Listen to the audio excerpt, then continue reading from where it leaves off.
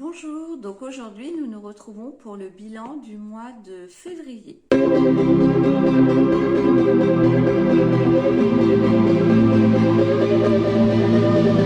Boomerang de Tatiana de Ronet aux éditions Le Livre de Poche. Hématome de Maud Mailleras aux éditions Le Livre de Poche. Alex de Pierre Lemaître aux éditions Le Livre de Poche. De tes nouvelles d'Agnès Ledigue aux éditions Pocket. ADN de Yrsa Sigurdardottir aux éditions Babel Noire. Boomerang de Tatiana de Ronet. Alors moi je dis Tatiana de Ronet, peut-être qu'on dit Tatiana de Rosnay. Je ne sais pas, dites-moi si vous savez. Dans ce livre, on va suivre Antoine et Mélanie, donc qui sont frères et sœurs. Et pour les 40 ans de Mélanie, Antoine décide de l'emmener quelques jours sur l'île de Noirmoutier. L'île de Noirmoutier, ça fait longtemps qu'ils n'y sont plus allés. Ils y allaient en fait chaque été, puisque leurs grands-parents, ça doit être ça, avaient une maison de vacances là-bas. Et donc tous les ans, ils allaient passer un peu leurs vacances d'été à Noirmoutier. Jusqu'à un certain été où en fait leur mère est morte. Donc Antoine, pour les 40 ans de Mélanie, voilà, décide de l'emmener quelques jours là-bas et voilà, de se remémorer ensemble leurs bons souvenirs qu'ils avaient là-bas. Donc il la ramène sur les endroits, voilà, les endroits où ils avaient l'habitude d'aller, au restaurant où ils avaient l'habitude de manger, voilà, sur des lieux de l'île, voilà, qui va leur rappeler que des beaux souvenirs d'enfance. Ils sont allés sur cette île passer leurs vacances d'été, ou une partie de leurs vacances d'été, donc jusqu'au fameux été où leur mère est morte. Et sur ce périple de quelques jours, en fait, il y a des souvenirs qui vont leur remonter, qui vont leur revenir en mémoire sur la mort de leur mère. Et voilà, et c'est pas très clair, la disparition de leur mère n'est pas très claire. C'est un peu flou ils étaient encore enfants ou presque adolescents. Enfin, je sais plus exactement quel âge ils avaient, mais voilà, ça reste assez flou. Et on sent bien que voilà, c'est la disparition de leur mère n'est pas claire et qu'il y a quelque chose qui cloche. Effectivement, il y a des souvenirs qui reviennent, des bons, et quelques souvenirs où effectivement, voilà, c'est un peu plus flou. En rentrant chez eux, donc ils vont avoir un accident de voiture. Antoine n'a rien, mais Mélanie a été bien touchée et donc est dans le coma. Et juste avant l'accident de voiture, Mélanie s'est souvenue de quelque chose concernant leur mère et qu'elle a voulu dire à Antoine juste avant l'accident. Donc du coup, voilà, elle n'a pas eu le temps de lui dire. Et il faut qu'Antoine attende que sa sœur se réveille pour lui dire effectivement ce qu'elle voulait lui dire et peut-être découvrir la vérité sur la mort de leur mère. Et j'ai bien aimé, j'ai trouvé que c'était bien fait. Et ce que j'ai beaucoup aimé dans ce bouquin, c'est que donc la plupart du livre se passe sur l'île de Noirmoutier. J'ai trouvé qu'on était immergé dans cette ambiance, dans ce milieu, dans ce paysage, dans les activités de l'île. On parle du passage du Groix, on parle de la mer, du vent, du soleil, de l'été, des activités qu'on peut faire, du vélo, des crustacés, des moules. J'ai trouvé qu'on était complètement immergé dans cette ambiance, voilà, de l'île, et ça m'a donné très très envie de découvrir cette île, et j'aimerais bien y aller. Et voilà, et le passage du Groix, j'en ai énormément entendu parler, et c'est quelque chose, voilà, que j'aimerais voir de mes yeux. J'ai aimé l'intrigue, voilà, on sent tout de suite, voilà, qu'il y a quelque chose qui n'est pas clair dans la mort de leur mère, et avec eux on aimerait découvrir effectivement la vérité. Voilà, c'est bien fait, c'est bien dosé, c'est bien écrit, ça se lit assez vite, les chapitres sont assez courts.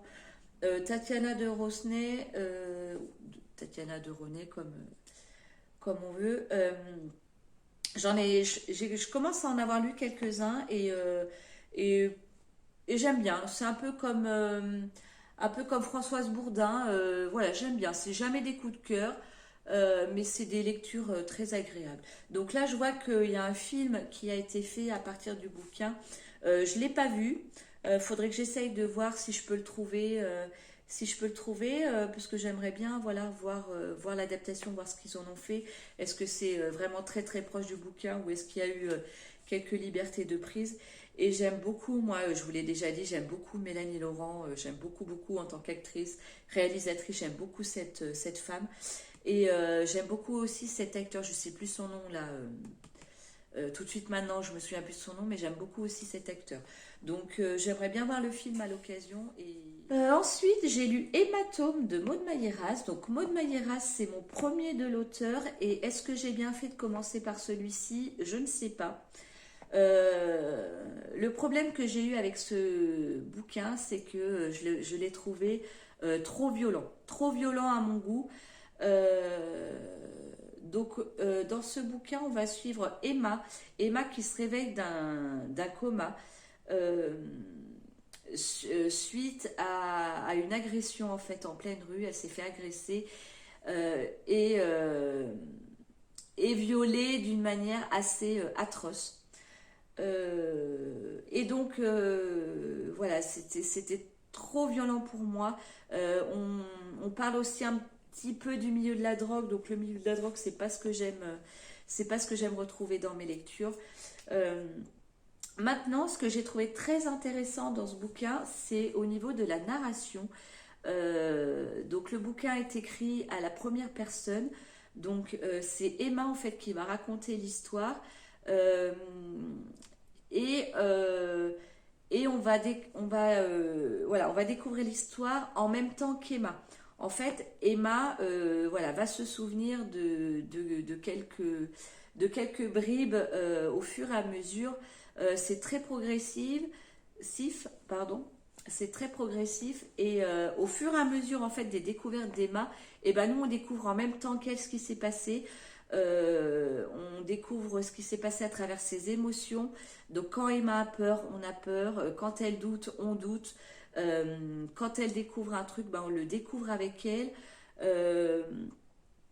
Euh, voilà, c'est raconté euh, donc à la première personne, à travers les yeux d'Emma et à travers voilà chronologiquement, chronologiquement au fur et à mesure de ce qu'elle découvre elle, de ce qu'elle pense, voilà, de ce qu'elle croit.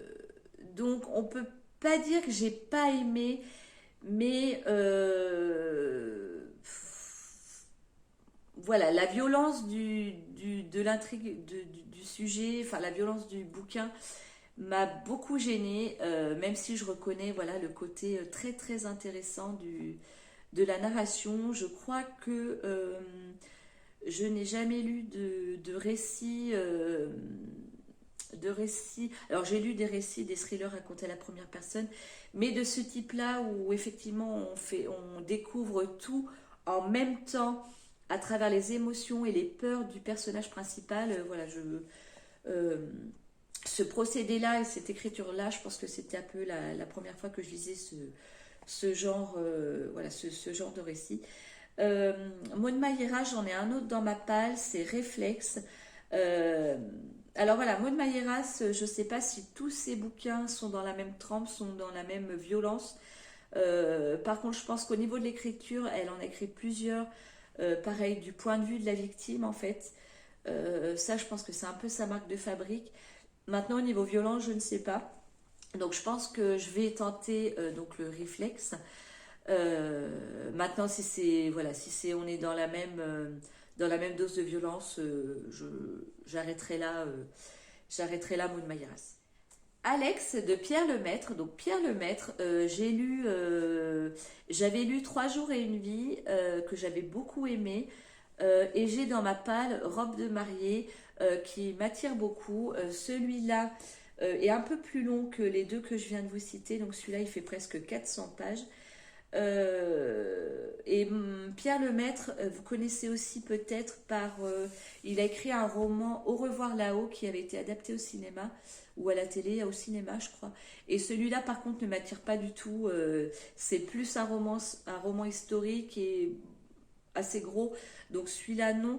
Mais les thrillers, de Pierre Lemaitre qui, bon celui-là est un peu plus long, mais qui sont assez courts. Pour le coup, ça j'aime bien. J'aime beaucoup. Donc celui-là, j'ai bien aimé. J'ai bien aimé. Au début, j'ai eu un petit peu de mal parce que du coup, c'était un peu violent. Et comme je venais de lire celui-là qui était très violent, je me suis dit mince, j'aurais dû lire un truc plus cool entre les deux. Et en fait, ça a été, puisque du coup, on suit en fait Alex.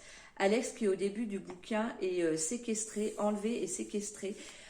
Et en fait, la manière dont son bourreau la, la, la séquestre, voilà, c'est assez violent. J'ai eu un peu peur qu'on soit voilà, que dans la violence et en plus on comprend pas tout de suite pourquoi il l'a enlevé.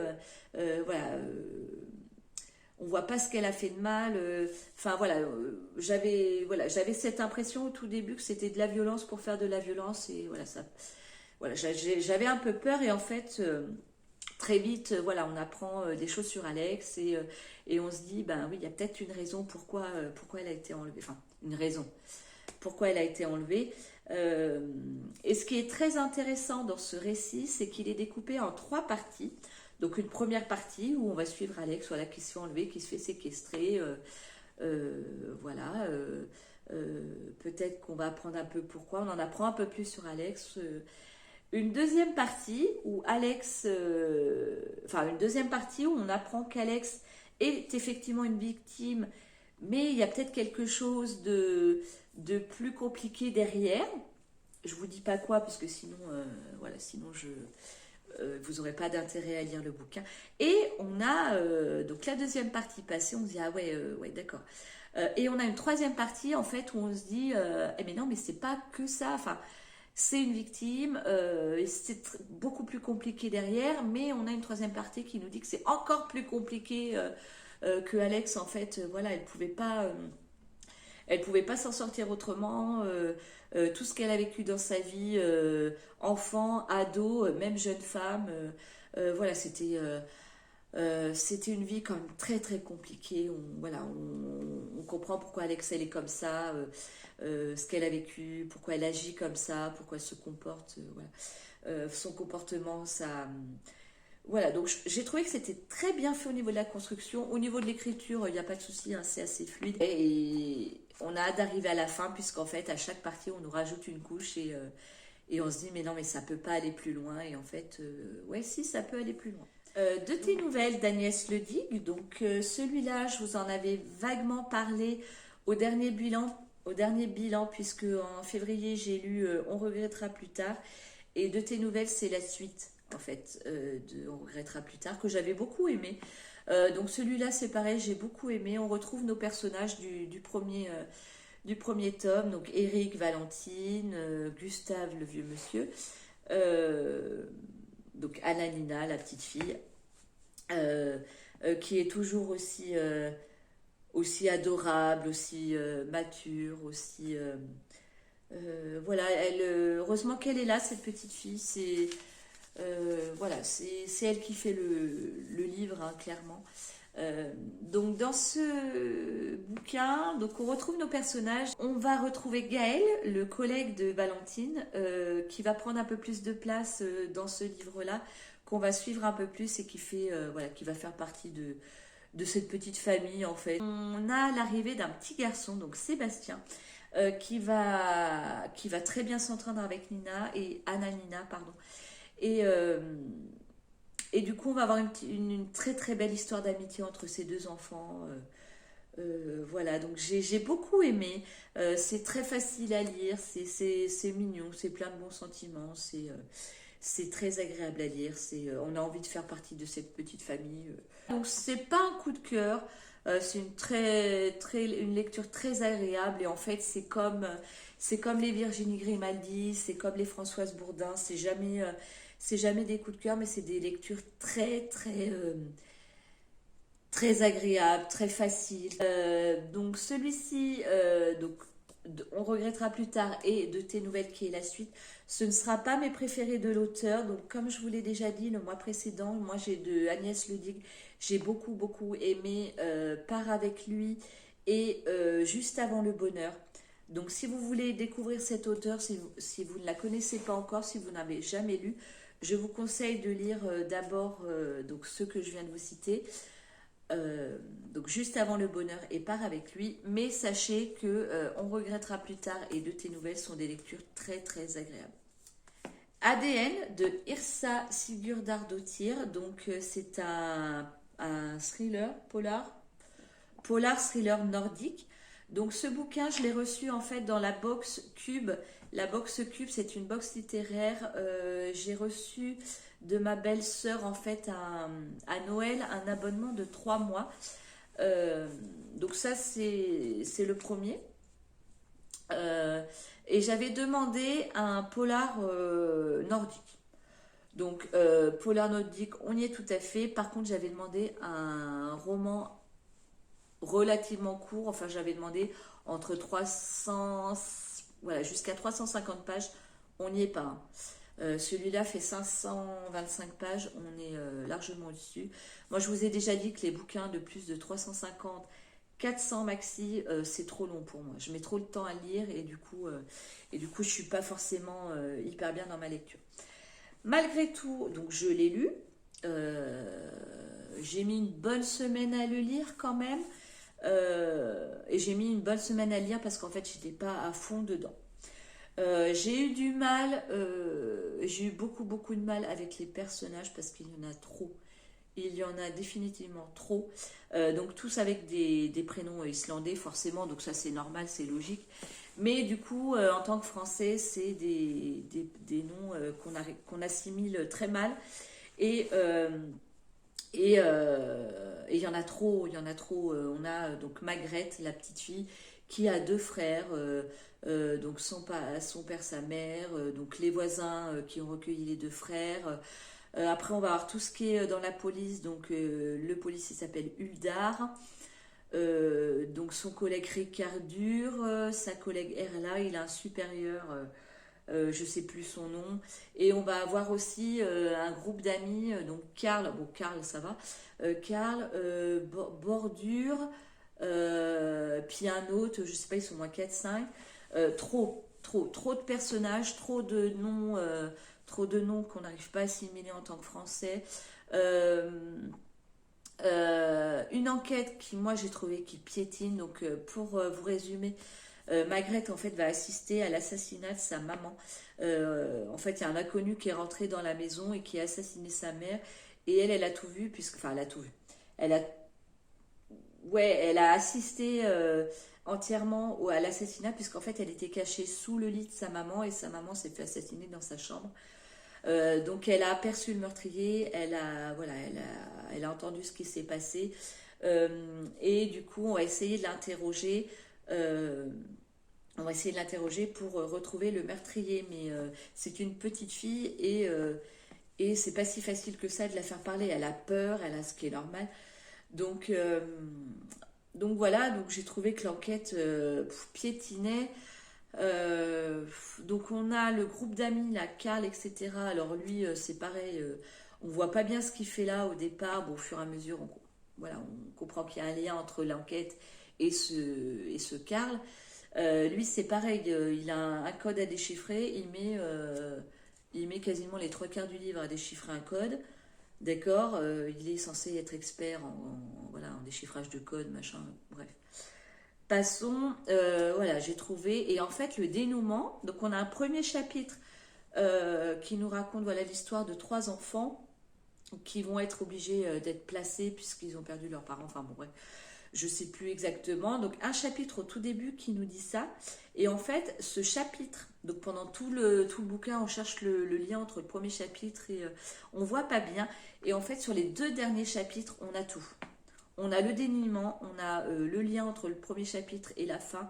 On a le meurtrier, le meurtrier qui finalement c'est pas lui, mais en 2 chapitres on trouve le bon.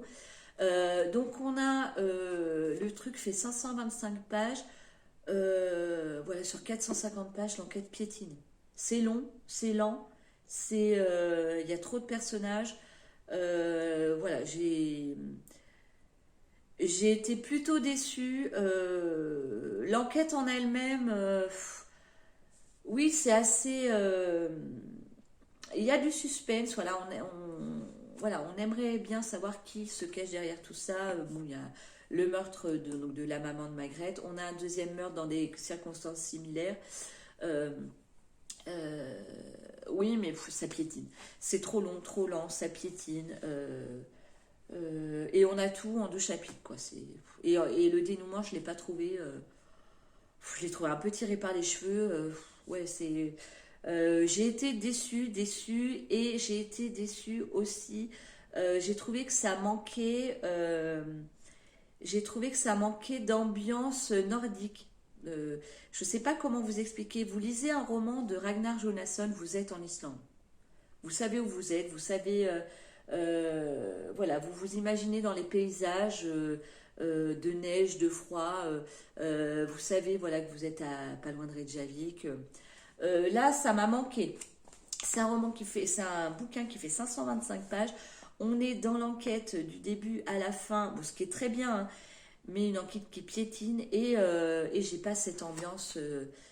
Alors j'ai cette ambiance de polar nordique à travers l'écriture, si vous voulez, tous les noms, c'est tous des noms islandais, voilà. Mais j'ai pas cette ambiance dans les descriptions. Alors 525 pages, c'est pas la peine de mettre 50, enfin 200 pages de description, hein, sinon le bouquin je l'ouvre même pas. Mais j'ai pas cette ambiance de froid, de froid polaire, d'ambiance nordique que je peux avoir quand je lis un Ragnar Jonasson, par exemple. Donc, plutôt déçue. Donc, cette vidéo est à présent terminée. Donc, en février, vous voyez que j'ai lu 5 bouquins, dont un qui fait plus de 500 pages. Donc, je suis vraiment très, très contente. Et du coup, je fais une petite parenthèse puisque j'ai autant lu au mois de février, qui a un petit mois qui fait que 28 jours. Par rapport, en fait, à un petit challenge sur Instagram organisé par... le pingouin vert ou le petit pingouin vert, je vous remettrai son nom là, qui organise en fait chaque mois, une semaine par mois, la semaine à 1000. Donc le principe c'est de lire en fait 1000 pages sur une semaine, ou du moins de s'en rapprocher. Et moi je le connais, ça fait un petit moment qu'il existe ce challenge, j'avais déjà tenté mais je n'étais pas arrivée. Et là au mois de février, je me suis dit allez, tu essayes de le faire sérieusement. Bon, tu vas pas arriver à 1000 pages parce que c'est quand même énorme, mais tu essayes de te rapprocher. Et donc j'ai pris ma semaine, je me suis organisé mes petites plages de lecture par jour. Voilà, j'ai essayé de lire à fond pendant toute cette semaine. Et je suis quand même arrivée à presque 800 pages, je crois. Donc 800 pages, ça veut dire 2 romans de 400 pages ou presque 3 romans de 300 pages. Donc, sur cette semaine à 1000, en fait, j'ai lu ces deux-là et une partie de celui-là. Ouais, c'est ça. Donc, du coup, en fait, j'étais super fière et ça m'a motivée à fond. Donc là, en mars, en fait, elle fait ça tous les mois, une semaine par mois. C'est elle qui a choisi la semaine. Donc là, en mars, ça tombe la semaine du 14 mars. Donc, pareil, je vais essayer de voilà, me motiver. De me prévoir mes lectures et d'essayer, bon 1000 ça fait vraiment énorme, ça fait vraiment beaucoup. Et ce qui est intéressant c'est peut-être de mettre des bouquins pas très longs sur cette semaine, je vais voir comment je m'organise. Mais voilà, je voulais vous parler de ce petit challenge. Si vous ne connaissez pas, allez voir sur Instagram, je vous remets son nom là, je ne sais plus si c'est le pingouin vert ou le petit pingouin vert. Mais voilà, si ça vous intéresse, et puis voilà, si c'est une semaine où ça vous arrange pas, vous pouvez faire la semaine d'avant ou la semaine d'après. Voilà, le principe c'est de se motiver à lire un maximum de pages sur la semaine. Voilà. Dites-moi vous ce que vous avez lu en février, si vous avez fait beaucoup de lectures. Je vous laisse là, on se retrouve le mois prochain pour un nouveau bilan. En attendant, je vous souhaite de très bonnes lectures et je vous dis à bientôt. Salut!